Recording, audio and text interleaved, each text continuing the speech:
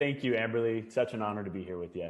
Yeah, I loved all you shared in our mastermind, and you're such an incredible storyteller. And then on Clubhouse, you came into one of my rooms, and after you spoke, I don't know if you know this, but I had so many people quoting what you said about how to get rid of limiting beliefs. So, first of all, I'd love for you to share about that. Yeah, one of the things that I learned early on when I was out knocking doors is that the thoughts are gonna come to our brains and they're gonna hit us in the head. And one thing I learned is that, wait a minute, like I don't like that thought. That's not like I don't feel like that comes from me. Or at least I hope it doesn't, or if it does, I don't want it to.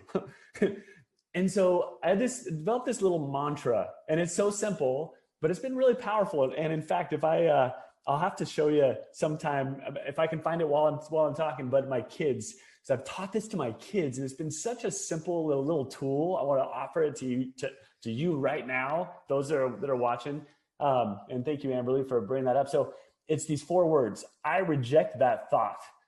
And so I learned that, like, when I started having a thought that I'm like, wait a minute, I'm like, no, no, like, no, I reject that thought. And so I told my kids, I was like, if you have this thought, and we talked about this recently with them, it's like, if you have this thought that doesn't serve you, like, you are not your thoughts, and you have the power, your brain and your heart and your mind, you have the power to reject thoughts that don't serve you. So you want to say it with emotion. If you have this bad thought, maybe you're like, oh, that person's so lame over there. You're like, wait a minute, I reject that thought. And it gives us power to just get rid of those thoughts that we don't want, that don't serve us and that don't serve those around us.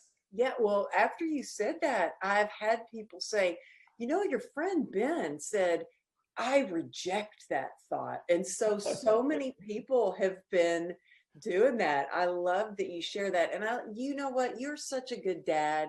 I love seeing your post on Instagram and your YouTube videos. Holy cow, you've been every week delivering some incredible message about leadership and sales on YouTube, and your YouTube channel is really growing, which I think is hard to do because I've had a YouTube channel for a while and it's a little bit harder to gain that traction, but you offer such value that people are just like eating it up.